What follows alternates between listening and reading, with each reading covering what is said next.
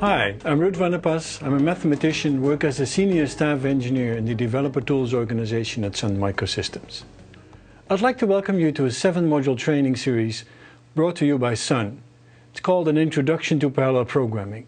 The trend toward multi-core and parallelization is creating demand for new skills from software developers. In this series, we'll discuss parallel programming as one of the fundamentals of application development. Last time we looked at programming for shared memory, automatic parallelization and OpenMP. Now in Module 7 we will discuss the hybrid programming model, which combines OpenMP and MPI technologies to gain the maximum amount of parallelization possible, as well as exploit current architectures. I will also talk briefly on what's coming next from Sun Microsystems on parallel programming. In this module I would like to talk about hybrid programming and as well give you some insight into what Sun is doing in the area of development of parallel applications. This is literally a black and white comparison. It's a simplification, but I'd like to give you a feel for both programming models. Where do they compare and where are they different? First of all, both MPI and OpenMP are widely available and de facto standards. So you don't have to be concerned about availability. You can always find an MPI implementation that suits your needs. You can always find an OpenMP compiler that you like. And actually, pretty much every compiler out there these days supports OpenMP.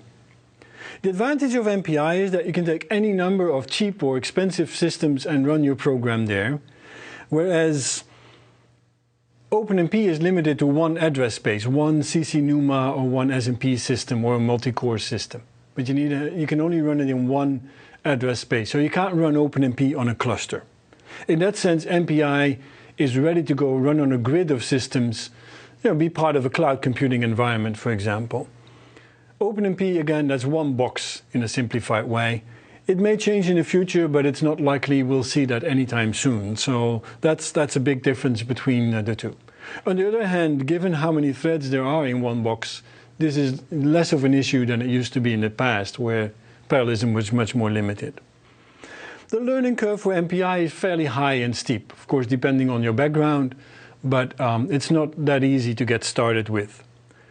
OpenMP is easier to get started, but you're not off the hook. You have to do some study, you have to learn, and you can make mistakes in both programming models. But it tends to be that OpenMP is a little more gentle when you're new to parallel processing. With MPI, you don't get much help on the tool side. You're pretty much on your own, you have to make your own decisions. And you don't get any assistance from the compiler, other than maybe checking for correctness of arguments.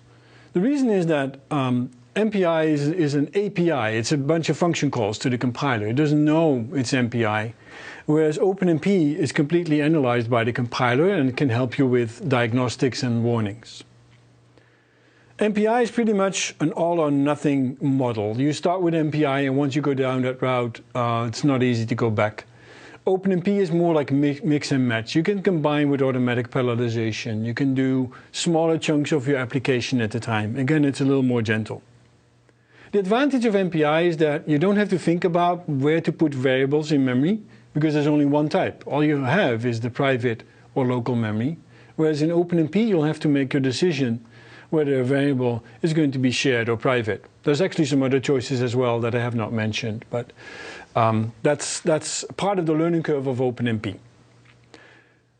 MPI is currently more widely used, but OpenMP is definitely on the rise. With the multi-core and chip multi-threading technologies, all the parallelism in one box, more and more people ask for information on OpenMP. It's definitely on the rise, and usage is increasing very rapidly now. MPI is very disruptive. You take your sequential program, you put in MPI, and essentially you end up with a different application. And that's a concern to some people. With OpenMP, you can preserve your good old sequential application. You can keep it in. It's there still. And that could be a comforting thought. And you can actually deactivate the OpenMP in a very easy way by not compiling for OpenMP. In our case, if you leave out the XOpenMP option, the pragmas will be ignored, nothing will happen. You will not get parallelization, but you go back to your old program that you've tested and found to work well. And again, that could be a comforting thought. With MPI, you need a library. You need a library, and That's all you need, and a linker that understands the format of the library. With OpenMP, you need a compiler that understands the pragmas and translates the pragmas to the right infrastructure under the hood. That is no longer a concern these days. All modern compilers support OpenMP, so I would not think that's a concern, but it is something to keep in mind. MPI requires a special runtime environment. For example, the MPI run command to tell the system these processes are really my parallel program. You don't need that with OpenMP. OpenMP starts as a sequential program executed by the master thread, and then you fork off the other threads, and that's all handled by the operating system and multi-threading libraries under the hood. So that's a little easier. It's a little easier to understand MPI performance issues because they happen in the send-receive part or the communication part of your program. With OpenMP they can be a little more obscure, although also there holds that once you've seen some examples, it's not that hard anymore. A very common way these days of parallelization is on a cluster of systems where each node could be a multi-core architecture or an SMP. It's called a hybrid programming model. So what you do distributed memory across the nodes, like MPI, and within a node you can exploit the shared memory. And through OpenMP, automatic parallelization, or a native threading model. And that model is definitely on the rise because the hardware architectures are like that. There are no single core CPUs out there anymore when you go out and buy a new one. It's all multi-core these days. So even if you have a cluster of PCs or laptops, it is a hybrid architecture.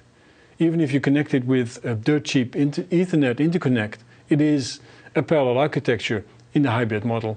And combining both programming models, of course, is a natural thing to do, but it also forces you to deal with multiple programming models at the same time. So that's a choice that you have to make. This concludes the first series of discussions on parallel programming. We're planning more detailed discussions and demos on parallel programming and the tools available to help you develop and debug your applications. Information for these events will be posted on www.sun.com/partners/HPC. We appreciate your feedback.